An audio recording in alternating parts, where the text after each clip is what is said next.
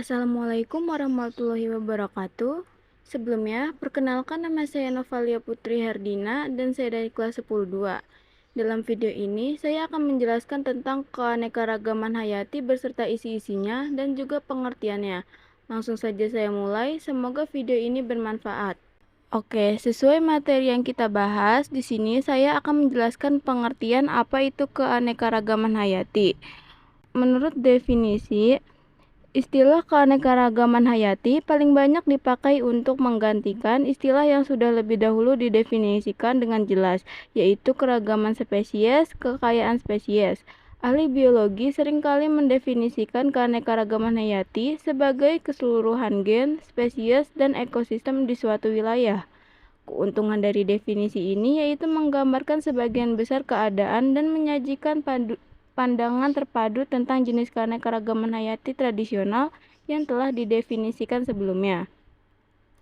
Namun, menurut pengertian umum, keanekaragaman hayati atau biodiversitas adalah variasi dan variabilitas kehidupan di bumi. Keanekaragaman hayati biasanya merupakan ukuran variasi pada tingkat genetik, spesies, dan ekosistem. Biodiversitas daratan atau terestrial biasanya lebih besar di sekitar khatulistiwa. Akibat iklim yang hangat dan produktivitas primer atau aliran energi yang tinggi, keanekaragaman hayati tidak terdistribusi secara merata di bumi dan paling bervariasi di daerah tropis. Meskipun ekosistem hutan tropis hanya mencakup 10% dari permukaan bumi, tapi ekosistem ini memiliki sekitar 90% spesies yang ada di dunia. Keanekaragaman hayati laut biasanya tertinggi di sepanjang pantai Samudra Pasifik bagian barat, tempat suhu permukaan laut paling tinggi, dan di pita lintang tengah. Di semua lautan, keanekaragaman spesies juga dipengaruhi gradien lintang. Keanekaragaman hayati umumnya cenderung mengkelompokkan di titik panas dan titik meningkat seiring waktu, tetapi kemungkinan akan melambat di masa depan. Pengertian ini dikutip oleh Wikipedia. Lalu, Indonesia merupakan negara kepulauan beriklim tropis yang terletak di antara dua benua, yaitu Asia dan Australia, serta dua samudra, yaitu Samudra Pasifik dan Hindia, dengan posisi 6 derajat LU sampai 11 derajat LS dan 95 derajat BT sampai 141 derajat BT. Secara biogeografis, benteng alam Indonesia membentuk bioregion yang dapat dipisahkan antara biogeografi flora dan fauna Asia dengan Australasia, sehingga terbentuklah garis Wallace dan garis biogeografi seperti garis Weber dan Lydekker. Posisi geografis tersebut menyebabkan Indonesia mempunyai keanekaragaman hayati yang sangat tinggi. Bahkan mereka lebih tinggi dibandingkan dengan Brazil apabila semua sumber daya hayati yang ada di laut dan di daratan semua dijelajahi semua. Negara kita juga terkenal sebagai negara yang memiliki keanekaragaman hayati. Sayangnya, beberapa populasi spesies endemik terancam punah. Menurut data yang dimiliki Badan Pusat Statistika tahun 2017, jenis satwa yang terancam punah yaitu harimau Sumatera, gajah Sumatera, badak, banteng, dan lainnya.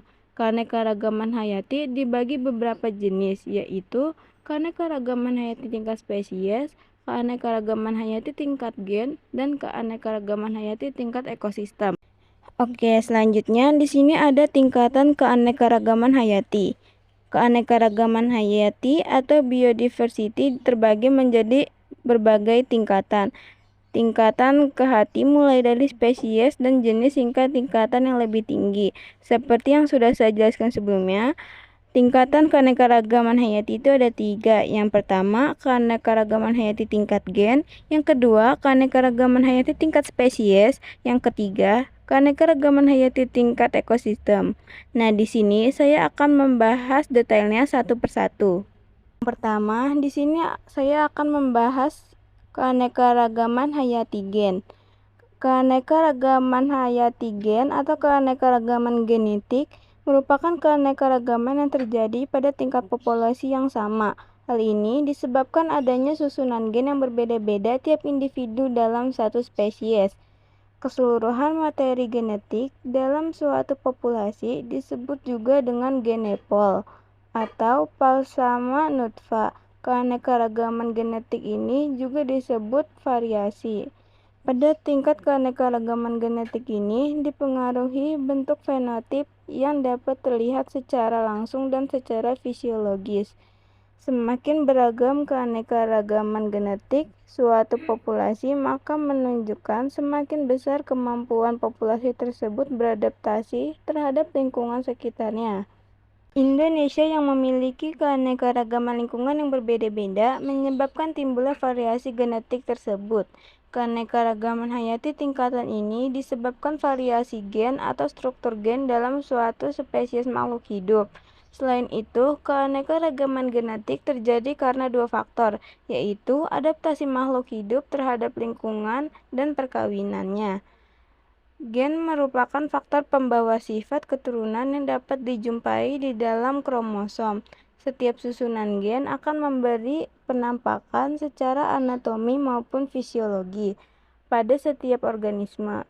Apabila susunan berbeda, maka penampakannya pun akan berbeda-beda pada satu sifat atau bahkan keseluruhan.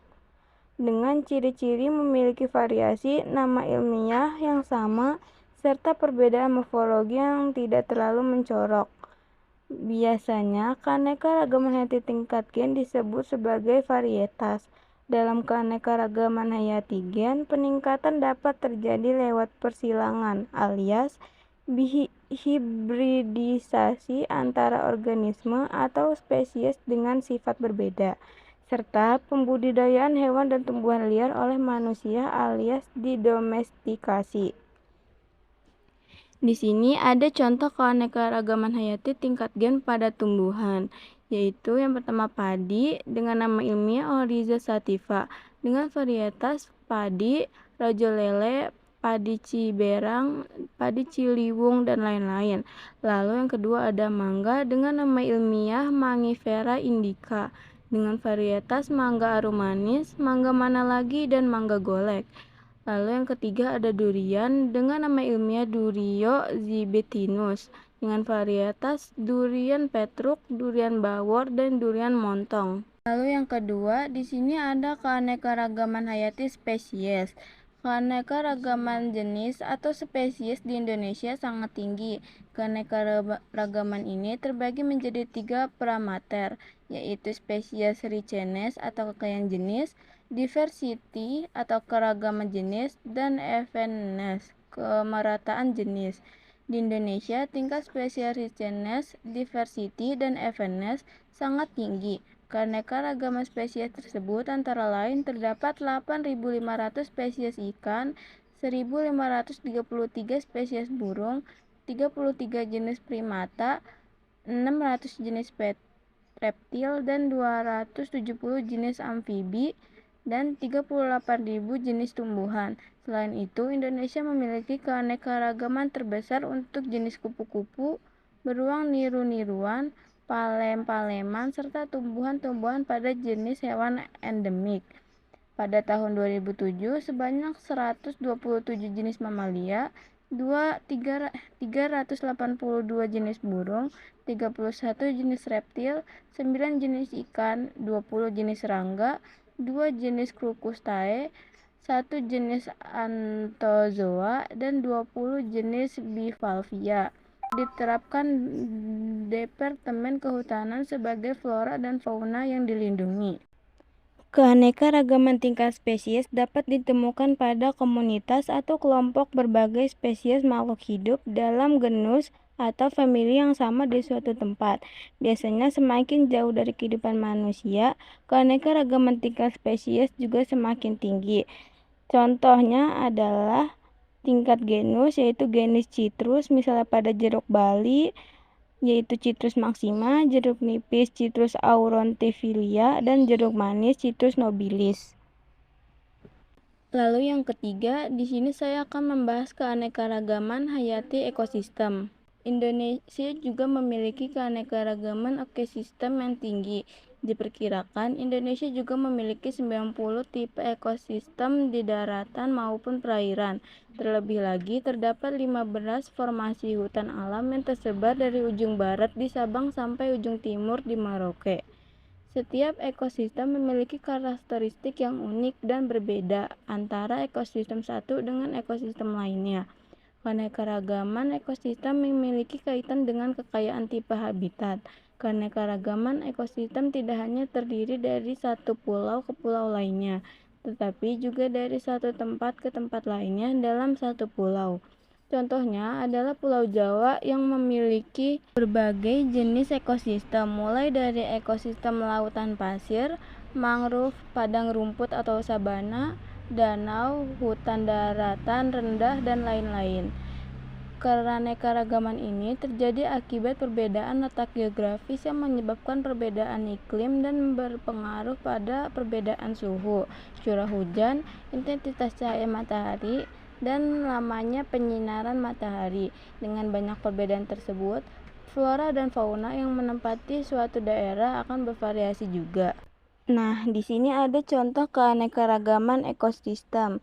Yang pertama, ekosistem lumut yang terletak di wilayah sekitar puncak gunung atau di daerah dingin sekitar kutub dan didominasi oleh tumbuhan lumut.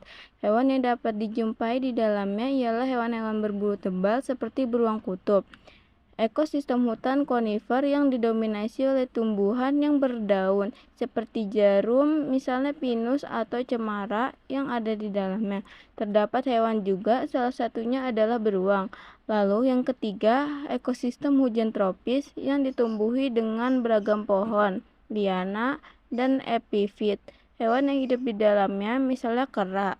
Sekian dari saya tentang penjelasan materi keanekaragaman hayati. Saya minta maaf bila ada kesalahan. Wassalamualaikum warahmatullahi wabarakatuh.